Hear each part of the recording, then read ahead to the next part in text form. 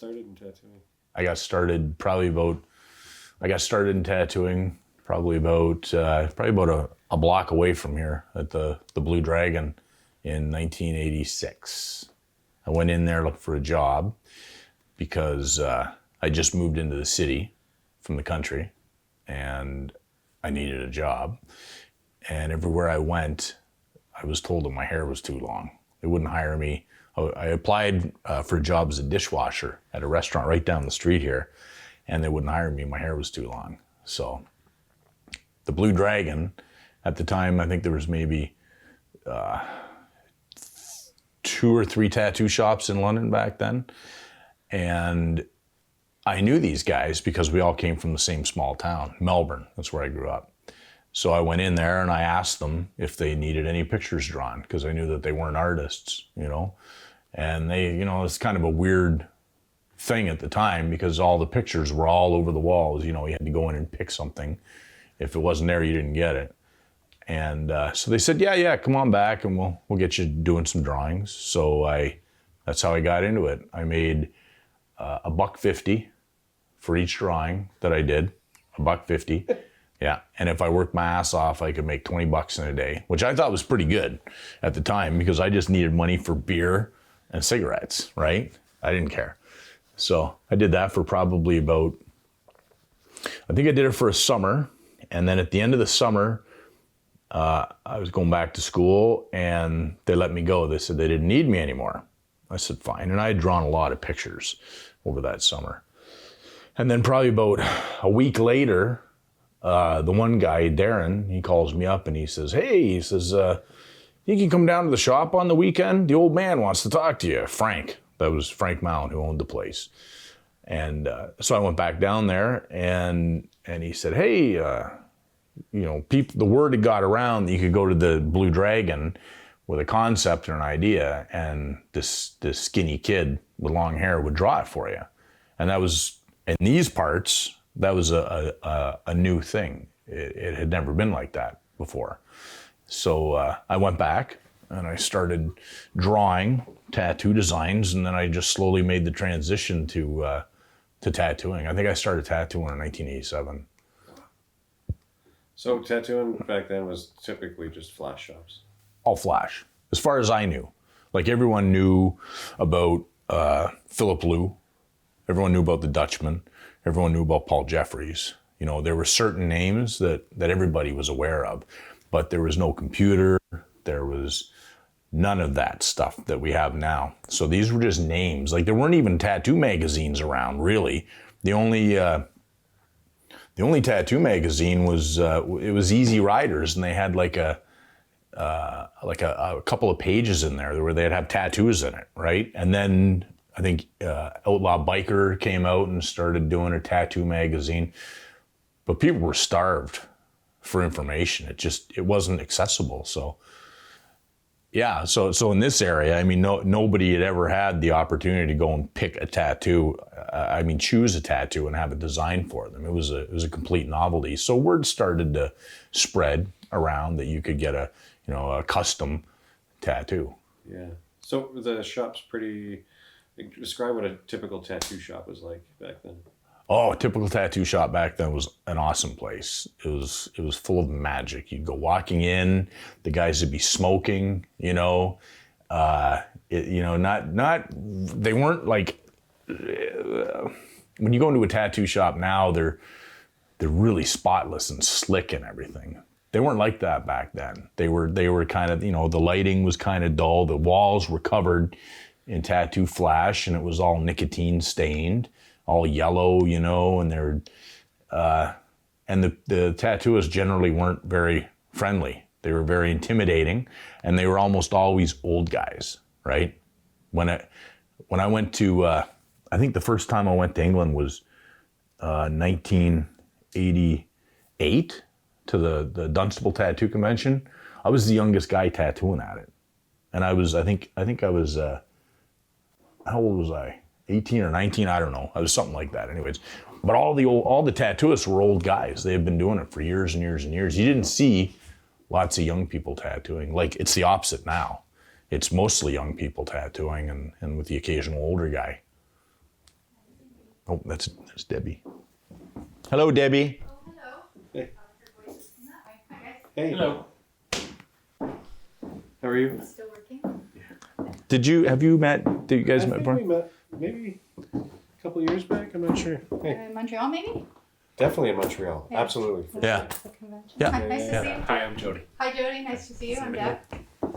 Over here. Here. There's a lot of cat hair in the place. My nose. Just pull a chair through. Or play with the cats. Tattoo shops, what they were like. Yeah. But I thought they were fascinating places, you know. Like the work counters would be covered in stuff. There'd be like all sorts of old machines and just piles of books and papers and clutter all over the place, you know. And I don't know, they were really mysterious places, really mysterious and magical. And that's something you don't see so much these days. Did you get into Toronto at that time to see any of the tattoo shops back then, like Adventure or Beachcombers or no? No. When I started working for Frank kept us on a really tight leash. And we really didn't know about tattooing outside of London. And that was on purpose, you know, like he did not permit us to talk to other tattooists, which is really weird at the time, but we didn't think anything about it. You know, I was a kid, so I didn't drive. I didn't go to Toronto. I knew there were shops there, but I didn't know anything about them. I didn't know any of the other people. There were two shops in London besides us at that time. One of them was Al Newcomb, and he had been tattooing in London since the 60s, but we were terrified of him. And then the other one was Little Vic, and he came in, he was originally from Sarnia, I think, and then he went out and he tattooed out in Alberta. He had a bunch of work done by Paul Jeffries. So, I mean, Little Vic was covered in beautiful work, you know, but that was it, really. No, we were kind of in a bubble. Would that be the first custom tattooing you saw then on Little Vic? Yeah, What definitely. did you have? Do you remember? He had a lot of really cool skulls, definite Paul Jeffrey type skulls. I remember he went actually out there and he had Paul do a big giant skull on his back. And I mean, when we were tattooing in the 80s, we didn't know, about tightening needles. There was a lot of stuff we didn't know. We would but then we started going to England, to Dunstable, to the tattoo convention. And that was a really eye-opening experience because Bernie Luther was there, and that guy was incredible. He would just sit there and take a pen and just draw something all over your arm and tattoo it in the crazy colors. And I wanted to be like Bernie Luther, man. He was the most amazing thing ever. And there, Philip Liu, Ian of Reading, Mickey Sharps. I'm missing lots of names, but these guys were incredible. And there was nothing like that going on around here. So for me, that was a really big eye-opening experience. I realized that tattooing didn't have to be just, really small, static, little, goofy little designs that, and pieced all over, like stuck all over like a patchwork quilt on your arm. Like these guys were tattooing huge body pieces. And I found that really inspiring. This is a perfect segue because I was thinking back to tattoos I saw in the 90s that you'd done in magazines. And I wondered where the inspiration came from. And when I saw that, I just posted a picture of the... Yeah. I still have the original for that, eh? I've got all the original art from that. It struck me as inspired by Dave Shore. Like the style was really similar. The use of Celtic and stuff was really similar. Yeah. Where were you finding inspiration back then for doing custom work? I mean, you obviously have your own thing going on, but you have a tattoo. You obviously tattoo in a tattoo style as well. Like it's not so removed that it's. Some guys come in and they have their own style. It's like, whoa, that's nothing to do with tattooing. But your style does. Where did that inspiration come from? I think probably originally it would have been the first person that really inspired me was Bernie Luther and Philip Liu. And I met Dave Shore at the very first Dunstable Tattoo Expo. He came over because he heard there was other Canadians there. And he was a really cool guy. And I was tattooing a couple of trolls on this French guy's arm. And I had spent probably like 7 hours tattooing this poor guy's arm. I mean, they were only like this big, right? But I was like careering out on this thing. And this poor guy was, anyways, Dave came up to me later and he said, I saw that tattoo you did on that guy. And I said, oh. And he goes, yeah, look pretty good. And, you know, me, young and cocky, I was like, yeah, thanks, Dave. Yeah, I thought it was pretty good too. You know, I liked how I did. And he shut me right up. He said, hold on for a second. I said it was pretty good. I didn't say it was great. He said, what did he say? Something like, you know, you've got a gift, you've got talent. He said, but you've got a long way to go. And I was just like, oh my God, I felt like crying, right? But it was true. It was completely true. And I remember him showing me a back piece. He had a tattoo magazine with him, and there was a back piece in there of this crucified demon that he had done. It had like 4 arms or something. It was a Frazetta piece, and it was wild, man. It was really, really wild. So, you know, I'd have to count Dave in there. Mickey Sharps was a big influence on me too with his Celtic stuff. Yeah. You know, the Celtic stuff blew me away. I couldn't. Bernie Luther and Klaus Furman. Klaus Furman was another one. That's the other one too, because he was there as well. And we'd all party and get really high and fucked up and, you know, till like early in the morning talking about art and tattoos and stuff like that. It was really surreal, actually, now I think about it. It was a totally different scene than it is now. Like it was a better scene. Conventions were smaller. People were...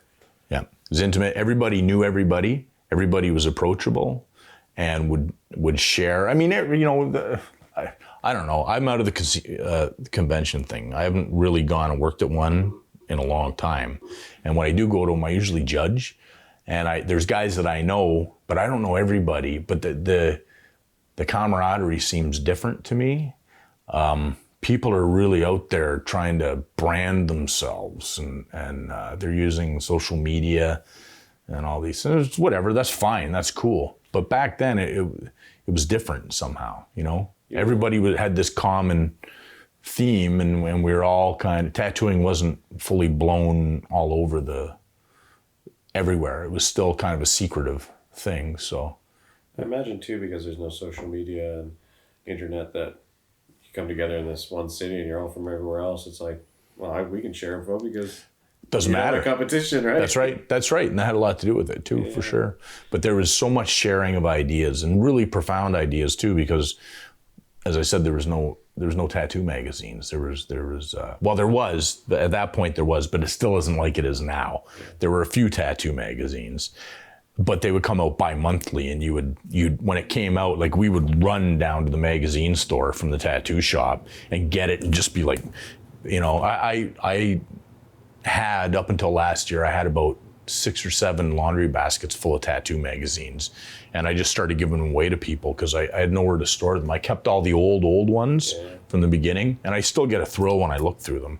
That was where you got your information from, or else at these tattoo conventions you would share ideas and learn about machines, and it was awesome. It's just not like that anymore. Everybody says it, you know, the magic has gone out of it, and it has, I think, in large part. But that's part of the evolution of it too. Yeah, totally.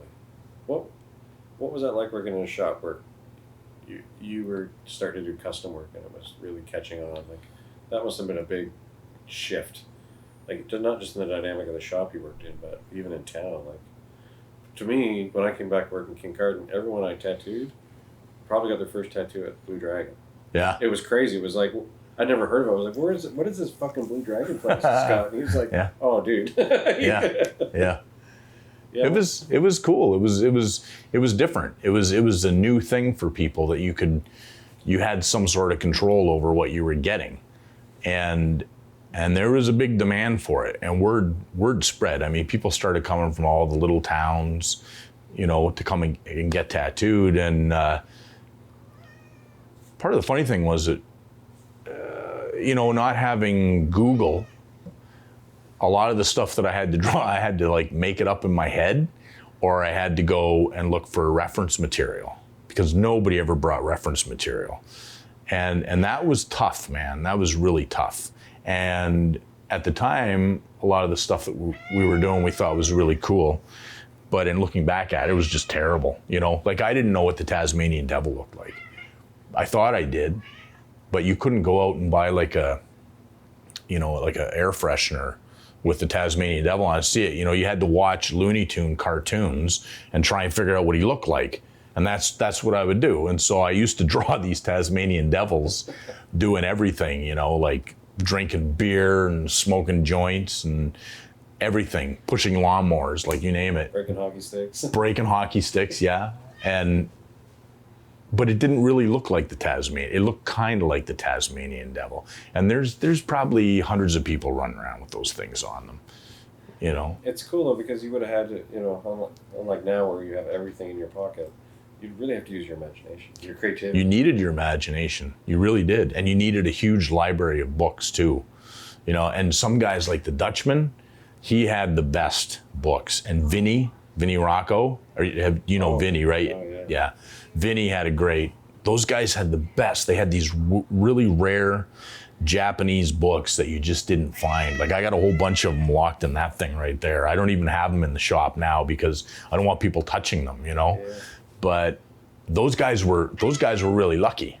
You couldn't just go down and buy them. There was a bookstore in Vancouver called Sophie's, I think it was, and that whenever I go out and work at Carrie and Vinny's, like Fat City, and then later when I used to go and work with the Dutchman, we'd always go down there and just rifle through this place trying to find reference books to bring home. Every artist needed a huge reference library. Dustin, when I was getting tattooed by Dustin, we did a trip down to the coast to go to Sophia's. Uh-huh. And I remember it clearly. Like, to this day, I remember what it was like. The next time I went into that building was when they were opening Sacred Heart. Oh. Sacred Heart opened their third location in that spot. Sophia's moved. Oh, okay. And then Sacred Heart was there. Wow. Really cool. Amazing. I remember when that place opened up. I totally remember that. Of course, it's weird being in Canada, isn't it? I mean, it's so small, but it's so fucking big. It is. Like, for me, I would take, in the summer times around here, like this is the original tattoo studio for me. I was down here from 92 to, I don't know, like 96 or something like that. What? Why don't you go away? But it wasn't always busy, right? Like, because tattooing wasn't mainstream yet. So I would take time off and I would go out to Vancouver and work for like, a month and a half and tattoo out there. And that was where I was exposed to like amazing tattooing, the Dutchman's stuff and Dave Shore's stuff and Carrie Irvine. You remember Carrie Irvine? I've got a huge upstairs in John's room. There's a big collage of his drawings that he gave me. That's what they're. I was thinking. Did you see it in there? I did, and I was thinking, it looks so much like what guys were doing. Like Carrie. Early '90s. Yeah, totally. Carrie was unbelievable. I mean, he only had one eye. Yeah, that guy, one eye, one kidney. Yeah. And he influenced me profoundly, like all those guys did. You go to Vancouver, and the music everybody that was listening to out there was always like a year ahead of what everyone was listening to back here in the East. And the tattoos, like I remember going out there. I think the first time I went out there probably was in 92, I think, to go work with those guys. I went almost every single year. And I came back here and I wanted to do Asian stuff on people because everybody was doing Asian stuff out west. Nobody would fucking get it. Nobody wanted it. People would say, well, why would I want that for? I'm not Japanese. Why would I want a Japanese dragon on me, And it was just like, just let me do it, please. Like, and it took a long time. There were a few clients that came in and said, yeah, do whatever you want. And then slowly, people would see that. I mean, now you would, hey, stop that. Throw something at that cat. She's clawing your, hey, psst. She's clawing your backpack, sorry.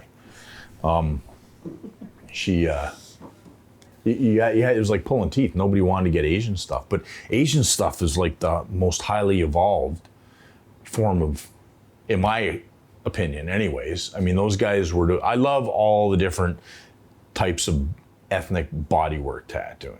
All of it. Like the Polynesian stuff, the Inuit stuff, all that. But the Japanese stuff, to me, was always the most amazing, because they would just take a theme and they would transform a body with it. And they had all these beautiful elemental things, the water and the wind and the fire and the earth, and it was phenomenal. And it had so much energy. It didn't look like static little friggin' pictures that were pasted all over your arms and legs, So